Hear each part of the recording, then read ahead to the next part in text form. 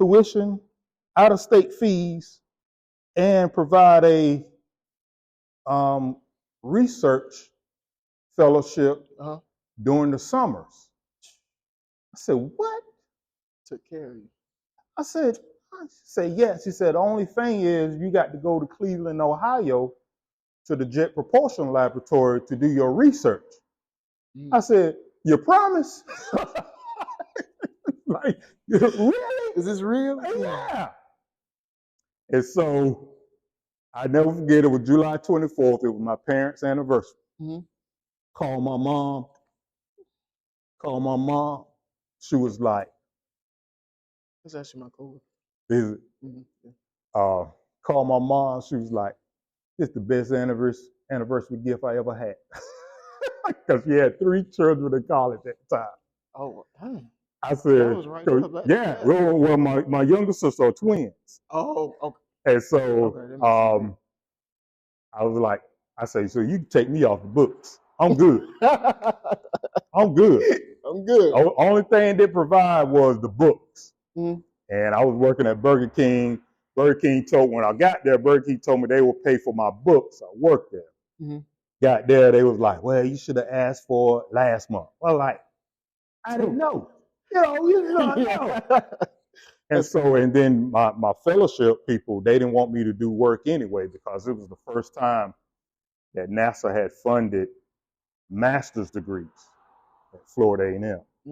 So they were like, we don't want you to work anyway. We want you to focus on this. Focus on this because we got to make these numbers look good so NASA can keep this program going. So I went in there one day. I called my mom. I was like, Mom, I ain't got no money for books. She was like, go to Western Union. There'll be some money there. And I walked into Burger King, worked that day. I was like, you know what, y'all? This is my last day. I'm like, what? What? Yeah, this is my last day. I said, you know, I ain't come to Tallahassee to work at Burger King. You know that, right? I got bigger goals. No, you can't go. I said, She said, well, you should have told. She said, well, you should have told me about this last month. Should have told me about my books last month. It worked both ways. You know, yeah, that's right. It worked, you know. Yeah. Cool. That was out. So yeah, man. Then I went to that summer, and this is one of the I got a TED. I'm going to get a TED talk next summer. Oh, for real? Yeah. Ooh. And so this is my TED talk of I get the NASA. My TED talk was centered around the fears that I had going into engineering, coming from a small town. Okay. And so I get the NASA. I'm scared. You know, am I gonna make mistakes? Do I belong here? And all that type stuff. And I had a mentor at NASA, and we working, and then about 4 or 5 weeks into my internship, I'm having these people coming from all through my office talking about, hey, Jerome, look at this. We want to take you to look at this and whatnot and see if everything's okay. In the back of my head, I'm like, what you asking me for? You know, it was like, no, we talked about you last week, where you coming along and what a resource you are for us. I was like, wow. And got my confidence there. It was a wrap then. So that's when I knew. And so we used to, where I worked at, a lot of people don't know where before Delta Airlines or Northwest, Continental, all the commercial airlines, before they put a jet on a plane, they send it to NASA to have it tested. And I worked in that test center.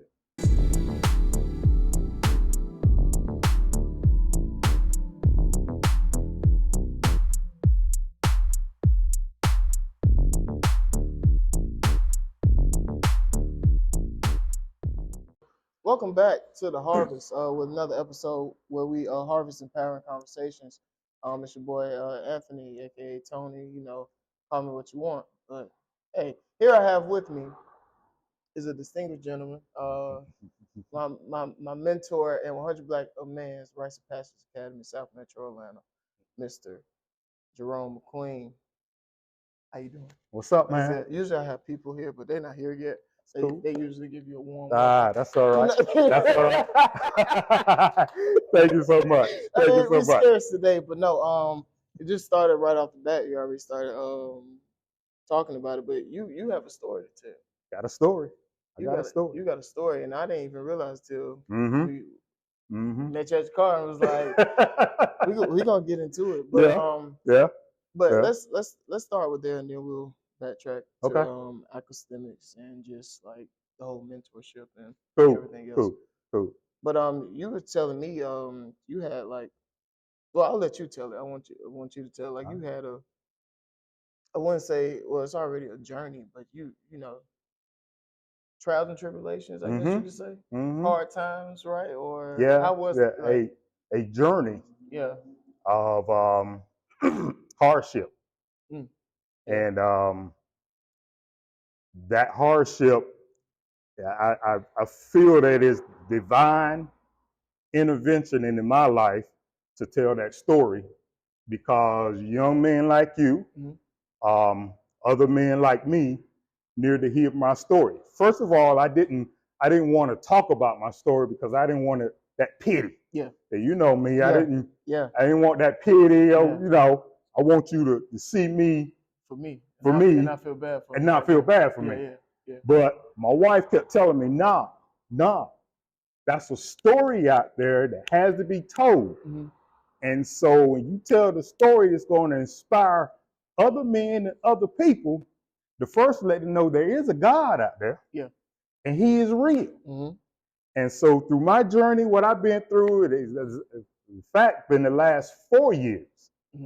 Because I dealt with it before, got over it, kept moving, doing the thing that I thought I was supposed to be doing. Yeah. Then happened again, and then I had to sit down and say, well, maybe this is what God is telling me I need to do also. Yeah, and just to make it clear, like that journey of what we're talking about, stage 4 colon cancer. So the story starts back in 2019, where visiting home, I fell ill, got real sick. Mm-hmm. You know, thank God my brother-in-law was still at the house. He got me to the hospital. I was so sick when I got to the hospital that I didn't register a blood pressure on the machine. Yeah. Just so happened it kept running tests. The doctor that diagnosed me with stage 2 colon cancer was a guy that was in my freshman dorm at South Carolina State. I didn't exactly know his name, but both of us recognized our faces. And he was like, Bethea Hall? I was like, yeah. 1990? I was like, yeah. He said, 3rd floor? I said, yeah. He said, I was on 2nd floor. That's I was like, what? That's wild. Really? Yeah. He said, well, check this out, Bulldog. He said, I know what's wrong with you, but it ain't nothing good. I said, what? He said, about what I see is colon cancer. And he said, and I'm going to tell you, man, you the 3rd one out of our dorm that I seen this. He said, but I'm going to do everything I can to make sure you make it. So right then, told me that the other 2 didn't. You know? Yeah. So I'll go ahead. He said, for what you got, I can't treat you here. We got to transfer you to the bigger regional hospital. Get transferred over there, go through more tests, and it's verified stage 2 colon cancer. At the time, we thought it hadn't spread it. So I go have a colon resection. And while I'm in the hospital, every other medical issue that I had reared its ugly head. I had high blood pressure, my glucose went high, and my kidneys shut down. So I had to be put on dialysis twice while I was in the hospital. I ended up spending 28 days in that hospital. Wow. So I was released Did my recovery, got back at it, and I'm gone. Normal life, brought up. Didn't let too many people know, other than the people who needed to know. Just moving. Last November, regular checkup. I'm feeling fine. Doctor said, yo, I see something in your liver I don't like. That I want you to go see the oncologist and get more tested. Got tested. Said, yeah, we need to take a biopsy of that. Took a biopsy of it. That came back clear. Cool. What's going on? Good, Doctor was like, nah, I want another one done. Had another biopsy done. Said, yeah. Said, this is cancer. Said, this is a reoccurrence of your colon cancer that has put 2 lesions in your liver. So now we got spread.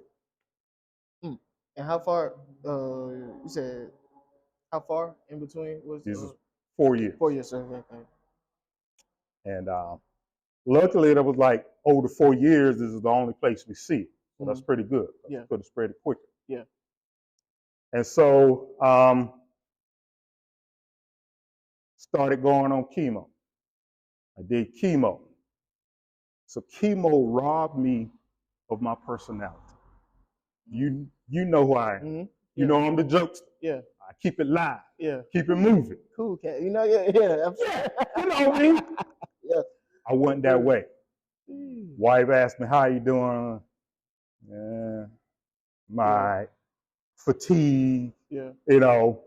So I withdrew from the people who knew me because I didn't want to be that down person in the atmosphere. I didn't want to suck the air out the room. No, I am. So did my chemo about 3 months, shrunk the lesions in half. Now they want to do surgery, where they do a liver resection. Luckily, the liver is that organ that kind of replenishes itself.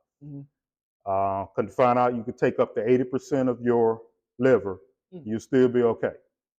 So they went in there and was like, so we just need 20%. They get in there, and they saw where it was. I had 1 lesion on the surface right next to my gallbladder. So he said he took that lesion. I had an inflamed gallbladder also. He took that also. The second one was down embedded in my liver. They had to get special equipment to come in there and like core my liver, essentially burn cancer out and everything around it and pull that out. So we back up and in the hospital, spent about a week in the hospital. And so I'm actually doing another round of chemo with chemo pills because the doctor said this is something rare to happen to someone so young. So he wanted me to do some more chemo. And I'm currently in chemo right now. And so there are 2 things that I thought about while I'm laying there in the bed. First thing I thought about was, if we had more people, more diverse and underrepresented populations in science, technology, engineering, mathematics, more people sitting around at the medical table that said, hey, for these people, for this population, we may need to do exploratory procedures earlier in life. How about move this colonoscopy from 50 years old down to 40, 35, baby, or look at your family history. You maybe need to start at 30. Could I have been prevented from going through this? Second thing I thought about, and I dedicate this to all the young people who choose STEM. I see what you did there. Choose STEM, or how they're going to be scared, how I was scared, I thought about something that I taught you. And I want you to go with it. Mm-hmm. We said, out of the night that covers me. Yeah, black as Like the pit from pole to pole. Mm-hmm. I think whatever God's may be, my yeah. unconquerable soul. Yeah. Ooh. In the fair cultural circumstance, I have not winced, No cried aloud. Under the bludgeoning. Under the bludgeoning circumstance, my head is bloody, but I'm back. Beyond this place, wrapped in tears, looms but the horror of the shade, and yet the menace of the years find. And shall find me unafraid. Find you unafraid. It matters not how straight the gate, are charged with punishment is cruel. You are the master of your fate. You are the captain of your soul. That's real. Yes, sir. That's Invictus. And speaking on that, you spoke on STEM, and like it's. I appreciate you because you led me there almost. But you're the founder of is it a nonprofit? It's not a nonprofit because I want to make a living at this. This is my passion. Yeah. And I want to make a living at this. Yeah. And there's a business reason why I wanted to do this. Yeah. Because I can make my living at this and I can inspire young people all at the same time. Yeah. All that can be all of one, and I can do it the way I want it done. So yeah. Got you. So academics and your methodology, what you were speaking about during your your battle with cancer, like if you had like black people or like young black people, if it started earlier at an earlier age, then maybe we'll be more advanced when it comes to of how we are, and just like in the STEM field. So like you were saying, like, and I was telling you earlier, like shout out to Mr. Ward. He sent me a speech of yours and saying like, if we get black kids in STEM at an earlier age, they will be further ahead in society.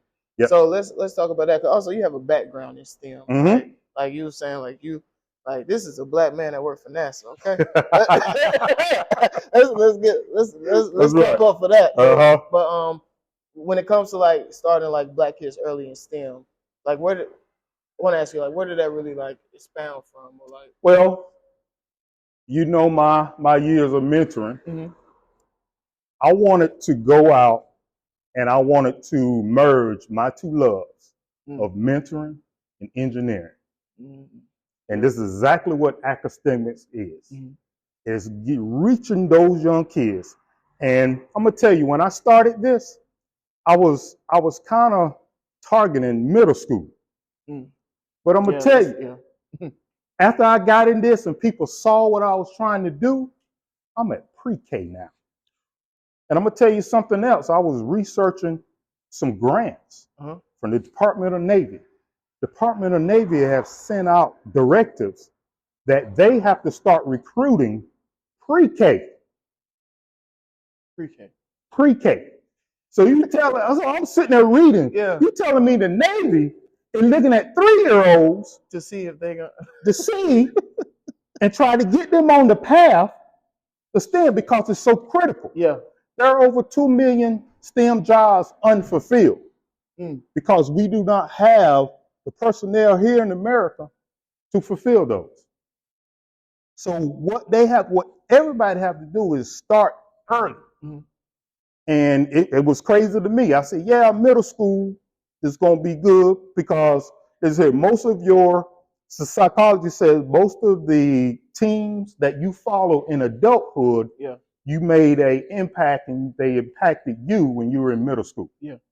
And so you see my Carolina colors here.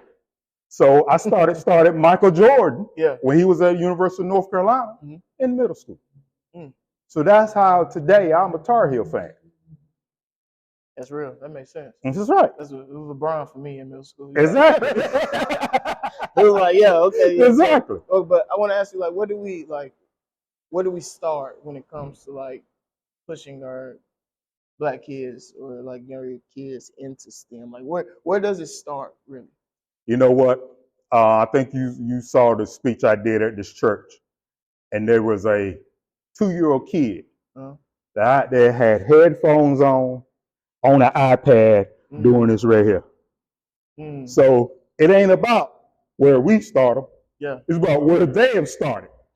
They already. Yeah. Yeah. Okay. So they already own the iPad. Yeah. They already been introduced to technology.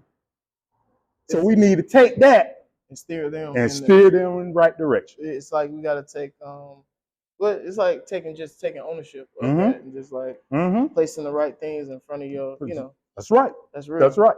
That's real. And so we get these young kids and we get them introduced to science, technology, engineering, mathematics, and let them know that they can be just as successful as the LeBron, Michael Jordan, Lamar Jackson, Jalen Hurts. They can be just as successful. They can be just as famous, and more importantly, they can be just as wealthy as they can. Yeah.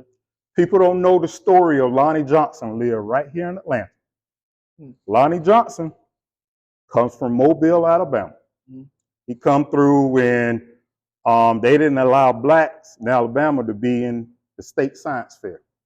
They allowed Lonnie to be in there. Was the first one, blew the competition open. Went on to get a mechanical engineer degree from Tuskegee. Went on to get a master's in nuclear engineering. Worked on the stealth bomb.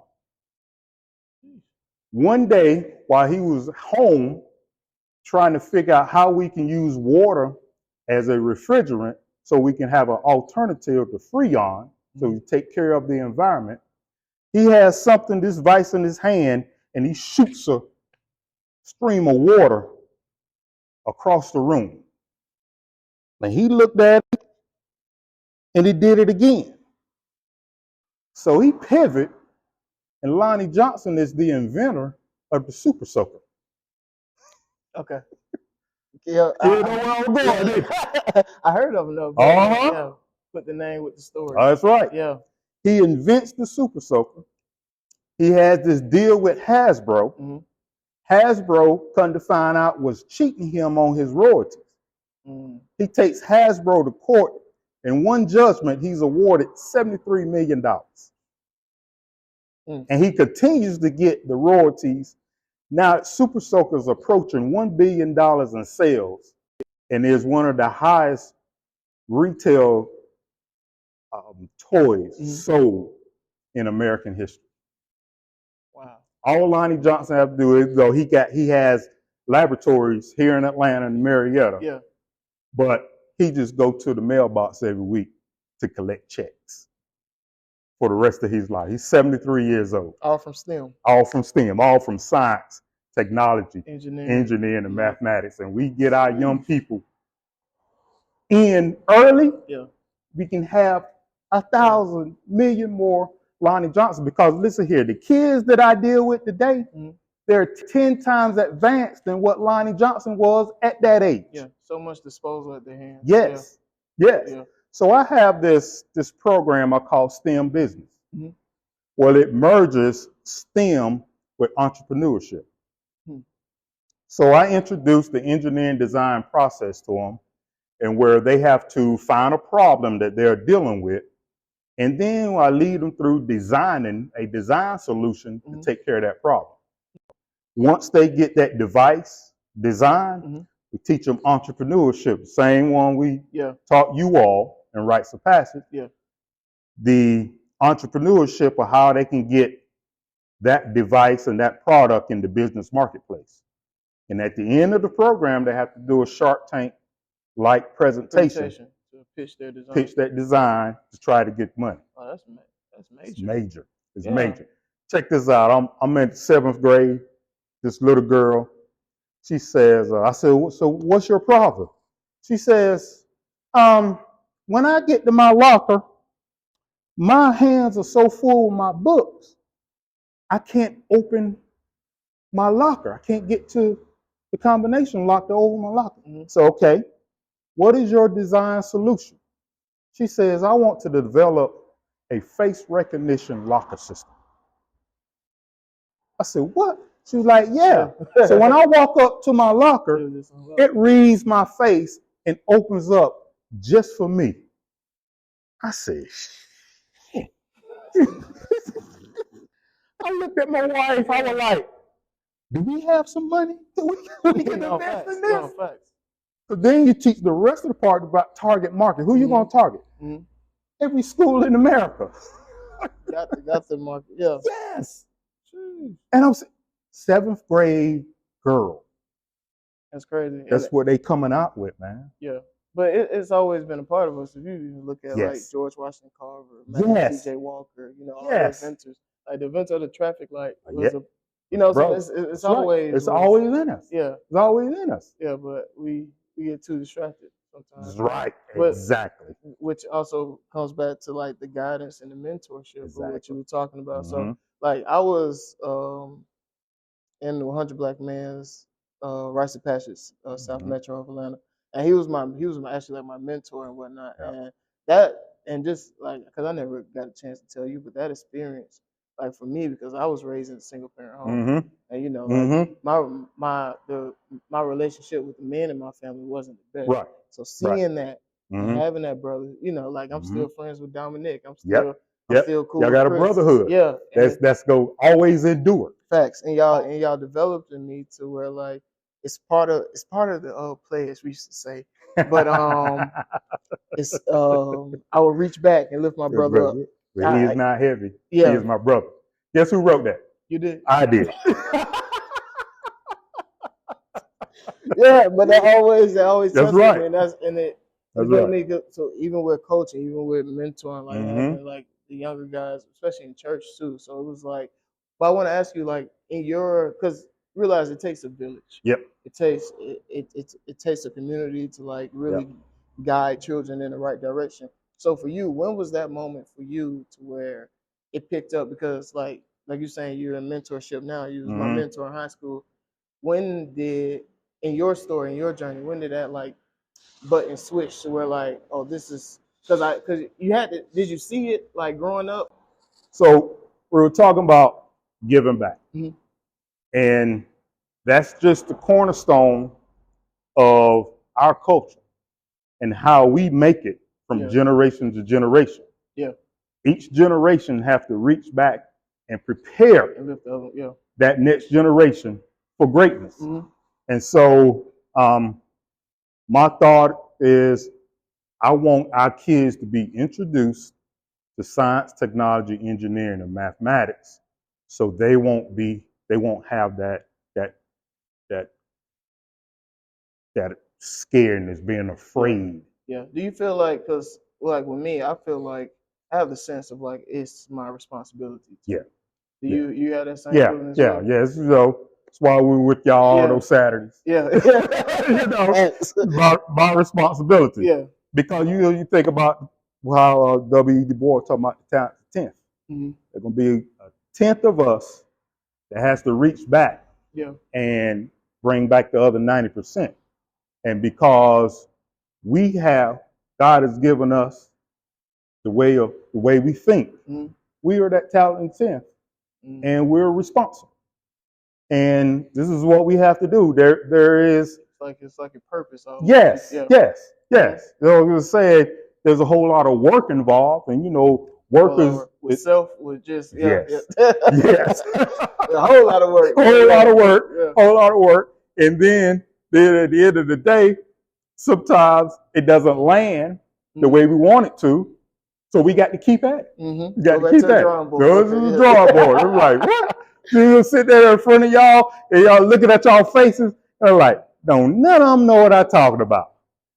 I got to start all over. Yeah, I experienced that. That, especially with my coaching and players. I'd be like, okay. we gotta have a strategic plan for this. Right. We got okay. All right, this didn't work today. But you got to keep at it because it's for our people. It's for our people, and that's what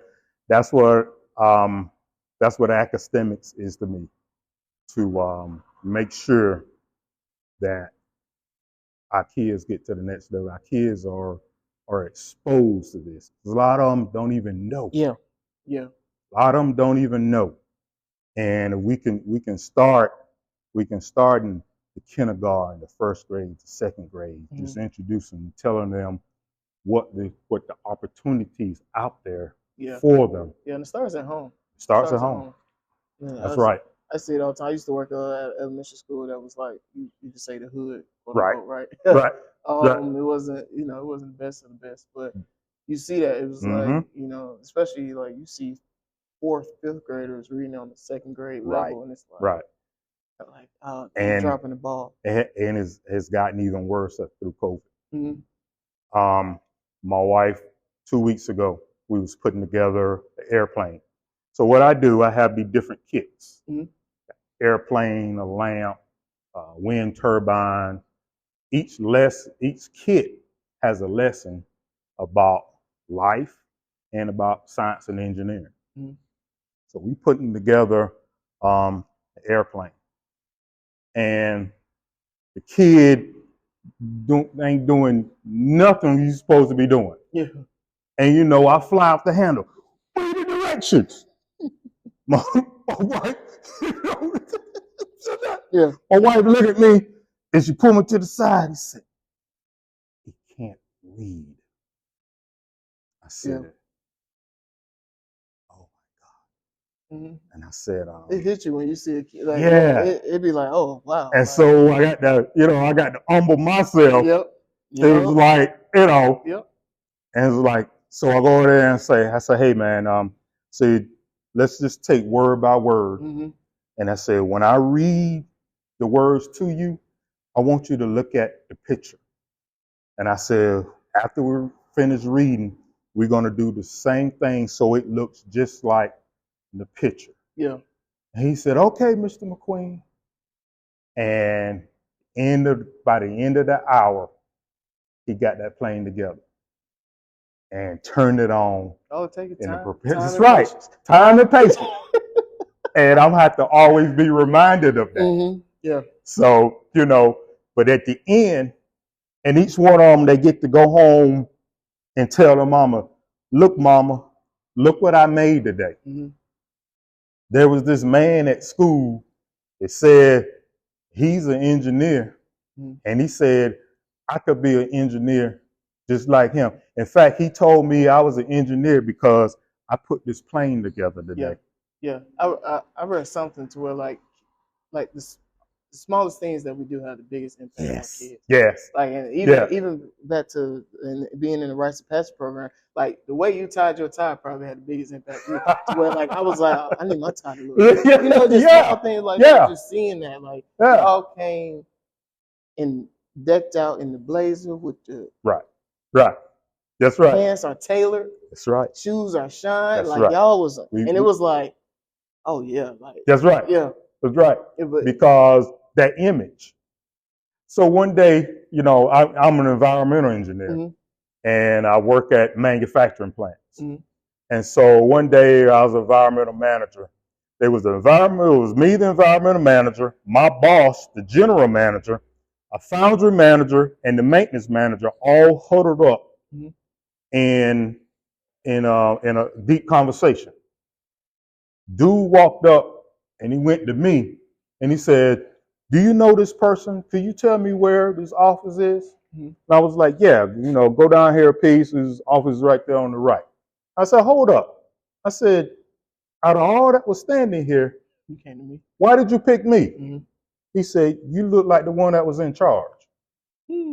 Because I wore, I had my tailored shirt. Yeah. I even worked in the dirty foundry. Come to work suited and booted. You know how we used to say? Yeah. Come to work suited and booted. And you get the respect from the people who are working for you. You get respect from people who've never seen you before they see you. Or they're asking me, he said, "You just look like you were the one in charge." Yeah. I said, okay. I was like, but everybody around me it was my boss, he was the one in charge, and there were other people that knew more about the foundry than I did. But he went up to me. I'll ask you another question, and this is mainly like for myself, but it could also be used for other, especially black men. What's the most revolutionary or like the most essential thing you think a black man should like must have or tap into to be their best self? Ooh. That deep, bro. I came with it. That deep right there. I came with it. Off the bat, I'm gonna say um, self-worth. Mm. That innate feeling that I am somebody. That feeling that says I can do. I have the brain power. I have the wherewithal, Yeah. capabilities. I matter in this world, Mm-hmm. and I have something to contribute. Mm-hmm. When Mm. when especially a black man knows his purpose and knows what he needs to do to contribute to this world, Mm-hmm. he's an unstoppable force. So that's why I preach. I call it the O2. So oxygen, what you breathe, is a diatomic molecule. Mm-hmm. Yeah, two oxygen atoms in it. Mm-hmm. And to me, those those two O's stand for options and opportunities. Mm. And so my mom taught school for over 40 years. So she's the academics. Uh-huh. My dad worked hard at the plant for over 40 years. That's the one who make me work hard. Yeah. I tell everybody my dad had me cutting grass. Say we're going to work from camp to camp. Uh-huh. From you can't see in the morning to you can't see at night. I've been working all day. All day, buddy. You know, in the summer, you cut grass, don't get dark by 8 o'clock. Yeah. No time to play outside. Exactly. Yeah. Exactly. Mm-hmm. So between education and working hard, mm-hmm. you would have options and opportunities in life. Mm. You get those opportunities because you work hard. People say, that dude working hard. Yeah. You know, I can get him to do this right here. Yeah. You're going to keep getting opportunities. Just based on your work ethic. Just based on the work ethic. You're going to get that education. And I'll say, I'm not even talking about formal education. I'm talking about education, mm-hmm. knowledge. Yeah. You're going to get options in life.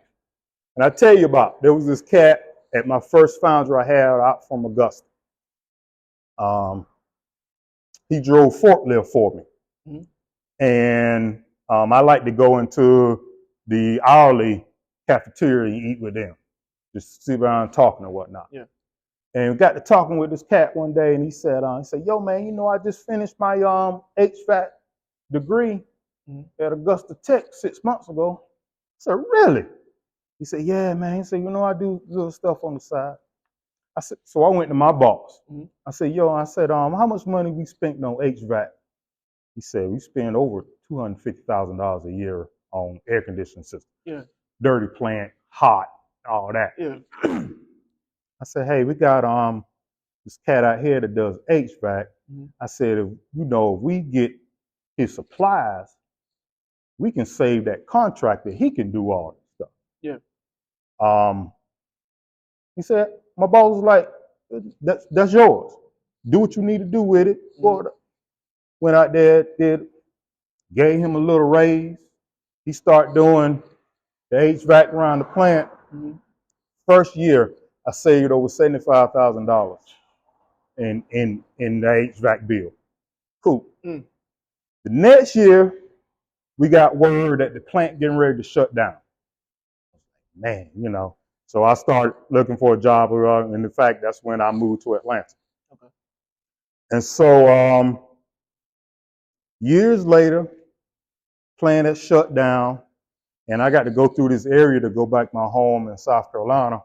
Pulled over to get gas one day near where the plant was. Saw that same cat.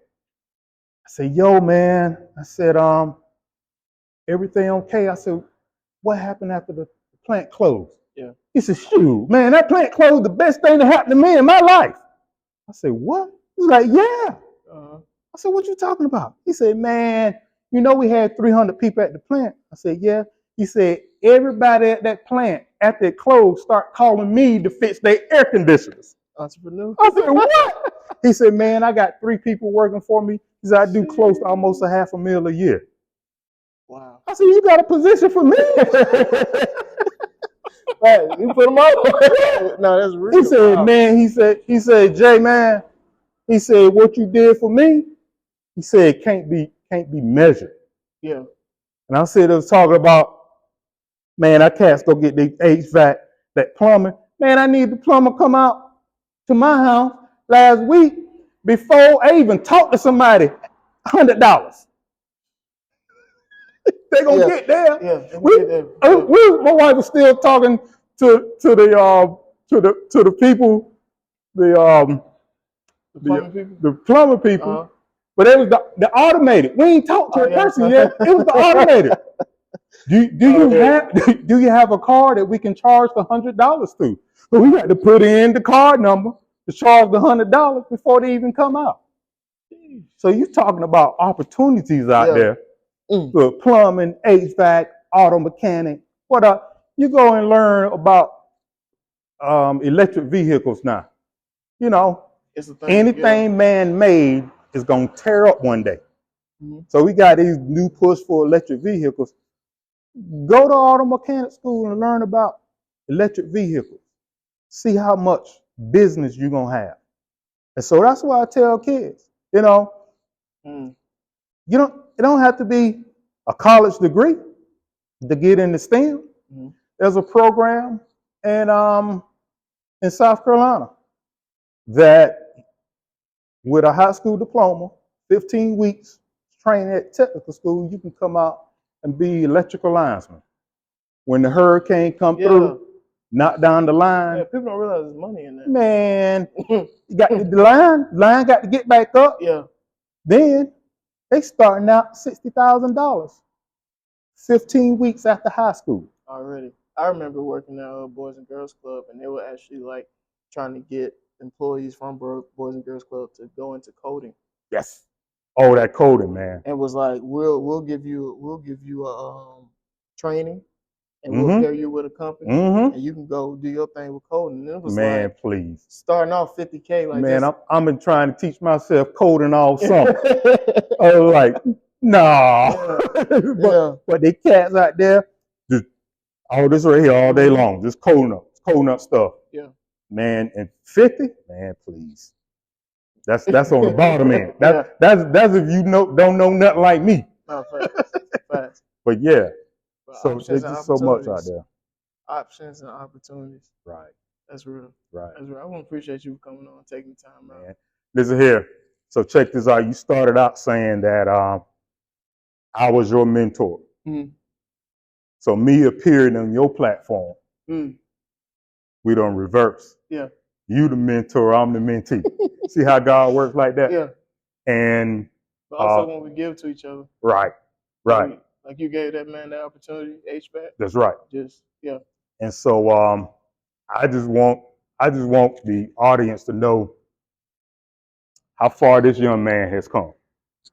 You know, you came to the program, little snotty nose thing. Little snotty nose thing. We talk about it. You came young. This is what we like to get you. You're young. We're talking about. Yep. And to see where you at, man, it's amazing. And I appreciate that. And I just thank God me to have a little portion of that, a little portion in your development. Yeah. To see where you come from and where you are, and the most important thing, where you're gonna be. That's the most exciting part. That's the most exciting part. When we see kids like you come through the program, and listen here, man, me and Mr. Ward, in fact, we're gonna go sit with him today. Yeah. We talk about where y'all at, what y'all doing. Yeah. And we just sit back and we was like, wow, man. First, sometimes we'll say, yeah, we saw that. We saw that in him. Yeah, we saw that. Some of them we say, nah, we ain't see that. We didn't see that. We didn't know that. We had a little bit, but that's all gone right there. Oh man, no, that's so yeah, man. So this was a pleasure, was an honor. I'm so happy you asked me to come here. And let's do this every year. Let's do it. And so we can keep tabs on each other, how we develop, Yeah. and what we have done and what we getting ready to do. Yeah. So let's do that, man. Let's do it. Let's do that, man. All right. Thank you for tuning in for another episode of The Harvest, where we harvest empower conversations. Hopefully you got something from this conversation. Check out Academics on where can they Academics.com. Academics.com. You got also on Facebook. Facebook. Academics. Tap in there. Hey, Yep. STEM is where it's at with our black kids. That's what we need to push them in order to be ahead or just like advance in life. That's so right. Peace. Thank you again, Mr. McQueen.